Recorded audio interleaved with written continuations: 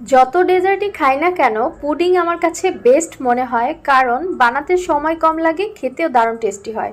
আজকের পুডিং বানাবো মাত্র 3টা ডিম দিয়ে, যেটা খেতে অসম্ভব মজার। পুডিং বানানোর জন্য একটা বাটিতে প্রথমেই আমি 3টা ডিম ভেঙে নিচ্ছি। তারপর এর মধ্যে দিয়ে দিব 1/3 কাপ পরিমাণ চিনি।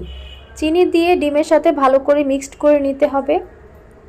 চিনিটা গলে যাওয়া পর্যন্ত আমি এভাবে মিক্সড করে নিয়েছি। ডিমটা এক পাশে রেখে দিব। তারপর আরেকটি বাটিতে আমি 1 কাপ পরিমাণ তরল দুধ দিচ্ছি। হাফ কেজি দুধ জাল করে 1 পোয়া করে নিয়েছি। তারপর দিয়ে দিলাম হাফ কাপ পরিমাণ গুঁড়ো দুধ। 1 কাপ যে লিকুইড দুধ দিলাম এটা একটু হালকা গরম ছিল। এখন গুঁড়ো দুধটা ভালো করে মিশিয়ে নিচ্ছি। তারপর এর মধ্যে দিয়ে দিব ডিমের যে মিশ্রণটা রেডি করেছিলাম, এটা ভালো করে ছেঁকে নিতে হবে। ডিমের মিশ্রণটা কিন্তু অবশ্যই এভাবে ছেঁকে নিতে হবে, না হলে পুডিংটা নষ্ট হয়ে যায়, ফেটে যাওয়ার সম্ভাবনা থাকে। তারপর আরেকটু ডিমের সাথে দুধটাকে আলতো করে মিশিয়ে নিচ্ছি। ক্যারামেল তৈরি করে নিব, এজন্য হাফ কাপ চিনি দিয়ে দিলাম, 1 টেবিল চামচ পরিমাণ পানি দিলাম। চুলার আঁচটা মিডিয়ামে রেখে ক্যারামেলটা রেডি করে নিতে হবে।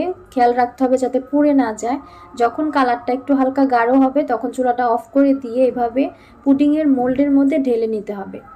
ঘুরিয়ে ঘুরিয়ে চারোদিকে এভাবে পুডিংয়ের ক্যারামেলটাকে সেট করে নিয়েছি।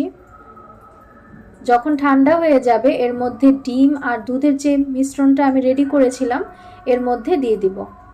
ক্যারামেলটা একদম যখন সেট হয়ে যাবে, ঠান্ডা হয়ে যাবে, তখন এই দুধের মিশ্রণটা ঢেলে দিতে হবে। তারপর চলে যাব পুডিংটাকে ভাপ দেওয়ার জন্য। এজন্য একটা টিস্যু পানির মধ্যে দিয়েছি আর একটা স্ট্যান্ড দিয়ে দিলাম। পুডিংয়ের বাটিটা বসিয়ে দিয়েছি। এখন একটা ঢাকনা দিয়ে ঢেকে অপেক্ষা করব প্রায় 25 মিনিটের মতো। ঢাকনা দিয়ে ঢেকে রাখবো যাতে কোনোভাবেই ভাপ বের হতে না পারে। চুলার আঁচটা লোতে রেখে পুডিংটাকে ভাপ দিতে হবে প্রায় 25 মিনিটের মতো। এর বেশি সময় লাগে না পুডিং হতে। আমি চলে এসেছি 25 মিনিট পর। এখন দেখব পুডিংটা আমার ভালোভাবে হয়েছে কিনা। এজন্য একটা টুথপিক দিয়ে আমি চেক করে নিচ্ছি। কাঠি যদি একদম ফ্রেশ আসে তাহলে বুঝতে হবে পুডিংটা একদম পারফেক্টভাবে হয়ে গিয়েছে। তারপর চুলাটা অফ করে দিয়ে ঠান্ডা হওয়া পর্যন্ত অপেক্ষা করতে হবে।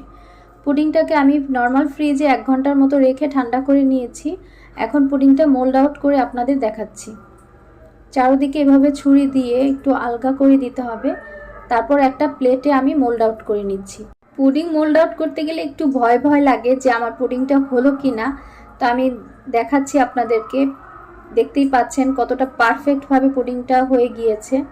পুডিং খেতে কোনো অকেশন লাগে না। সবার পছন্দের এই ডেজার্টটা খুব সহজেই বানানো যায়। ছোট বড় সবার খুব পছন্দের একটা ডেজার্ট। সবাইকে অনেক অনেক ধন্যবাদ আমার ভিডিওটি এতক্ষণ পর্যন্ত দেখার জন্য। সবাই ভালো থাকবেন। আল্লাহ হাফেজ।